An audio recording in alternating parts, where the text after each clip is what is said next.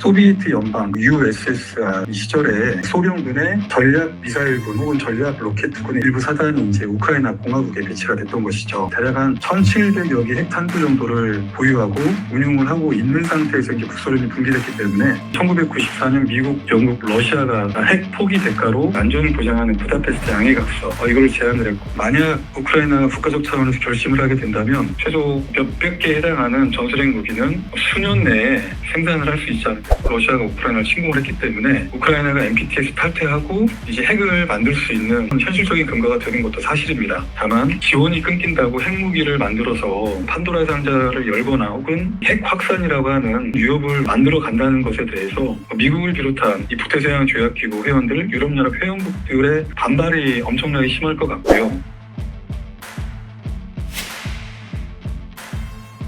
사실은 우크라이나 자체적으로 핵을 개발해서 보유하고 운용했던 것은 아니고요. 소비에트 연방 USSR 이 시절에 소련군의 전략 미사일군 혹은 전략 로켓군의 일부 사단이 이제 우크라이나 공화국에 배치가 됐던 것이죠. 당시 우크라이나 공화국의 전략핵 전술핵 포함해서 대략 한 1,700여 개 핵탄두 정도를 보유하고 운용을 하고 있는 상태에서 이제 북소련이 붕괴됐기 때문에 그 핵과 관련된 이제 합의가 전혀 없었고, 그래서 이제 독립한 우크라이나 공화국이 1,700개가 넘는 핵탄두를 그대로 계승을 했던 건데요. 핵탄두가 그대로 존속이 되게 되면 그렇지 않아도 소비에트 연방 붕괴 이후에 대부분 사회 경제적으로 어려움을 겪었기 때문에 이 핵탄두가 어떤 경제적인 목적으로 인해서 불순한 목적으로 사용될 가능성도 없지 않았던 것입니다. 그렇기 때문에 이런 것들을 의식했던 이제 특히 이제 미국을 중심으로 협력적 위협 감소라고 하는 일종의 CPR이라고 하는 이런 이제 프로그램을 통해서 이런 핵무기를 자연스럽게 포기를 하게 되면 이에 대해 상응한 어떤 경제적 보상을 제공하는 것으로 해서 벨라루스라든지 카자흐스탄 그리고 우크라이나가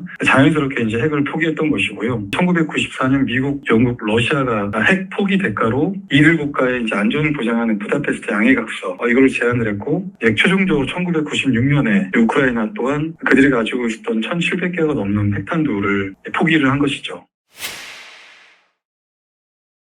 기술이라는 것은 결국은 사람의 문제라고 저는 생각을 하는데, 사실 지금도 우크라이나는 원천 기술을 가지고 있습니다. 탄도미사일이 될 수도 있고 순항미사일이 될 수도 있고 핵 기술이 될 수도 있고요.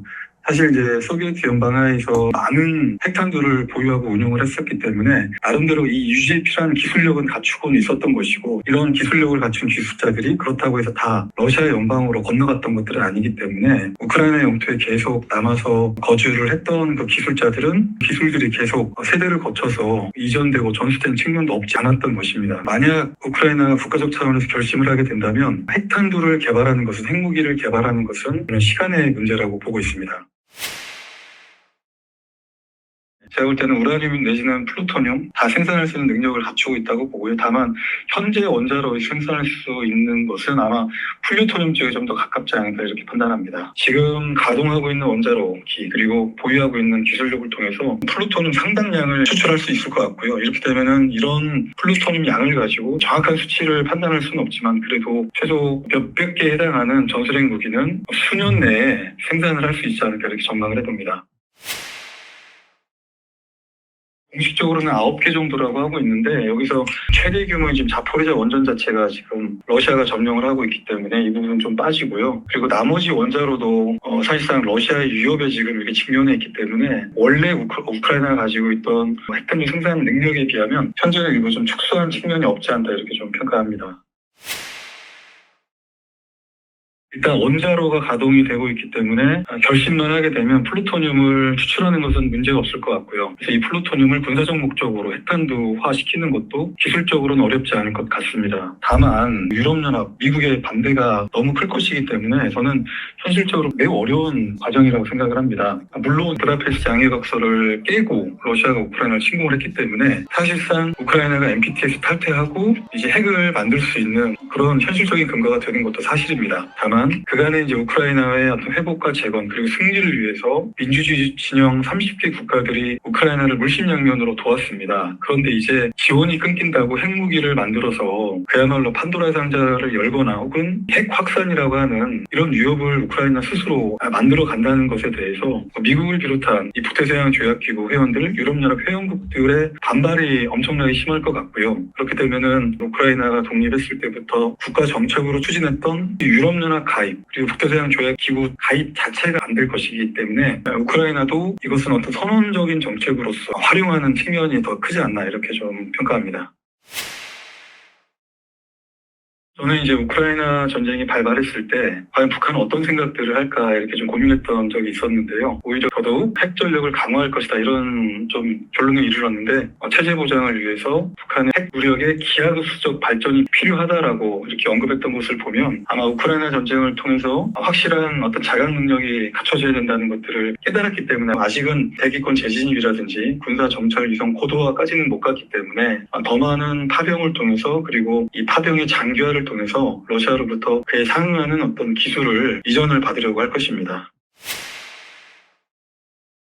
실제 우크라이나 전쟁이 발발했을 때 당시 여론조사를 보면 한국도 핵무장을 해야 된다는 응답자 비율이 우크라이나 전쟁 이전보다 상당히 많아졌고요. 최근에는 이제 북한 파병도 그렇고 핵 미사일 위협이 고도화하고 있기 때문에 더더욱 이제 우리 국민도 핵자강에 대한 이런 긍정적인 인식이 많아질 수 있다라고 생각을 합니다. 그런데 국민적 인식은 또 인식이고 실제 우리가 핵무장하는 데는 제도적으로 또 정치적으로 해결해야 될 문제가 많기 때문에 현실적으로는 지금 단계에서는 한미 간의 일체형 확장체 능력을 더욱더 고도화하는 것이 좀 급선무라고 생각을 합니다. 트럼프가 예전에 만들려면 만들어라고 했잖아요. 핵무장, 핵자강이 필요하다고 하는 여론이 우리나라뿐만 아니고 지금 유럽연합에서도 일어나고 있기 때문에 트럼프 후보 당선을 계기로 이제 핵자강에 대한 이런 논의가 전 세계적으로 촉발될 가능성이 더 커진 상황이다 이렇게 볼 수가 있겠습니다. 일단 내각 인사를 보게 되면요. 외교안보 쪽에서 국가안보보좌관의 마이크 왈츠, 국무장관의 마코 루비오, 국방장관의 피트 헤그세스를 각각 내정을 했는데 굉장히 파격적인 인사고요. 이들은 기승전 미국 우선주의 상징과도 같은 인물들이고 동시에 우크라이나 전쟁의 피로감을 느끼는 트럼프 당선인의 의중이 거의 100% 반영된 인사로 이렇게 볼 수가 있는 것이기 때문에 이런 것들이 결국은 우크라이나 정책에 상당한 영향을 미칠 것이고요. 과거에 비해서 우크라이나 전쟁이 조기 종식될 가능성이 좀 더 커졌다 이렇게 평가합니다. 조기 종식이라 하면 어떤? 네, 조기 종식이라 하면 이제 러시아가 참여하는 평화의 협상 플랫폼이 재개가 될 가능성이 크고요. 그래서 일정 부분 또 우크라이나가 불가침 조약을 체결하든지 이런 방식으로 거래주의적 협상을 통해서 이 전쟁을 조기에 종식시키기 위해서 노력을 할 것입니다.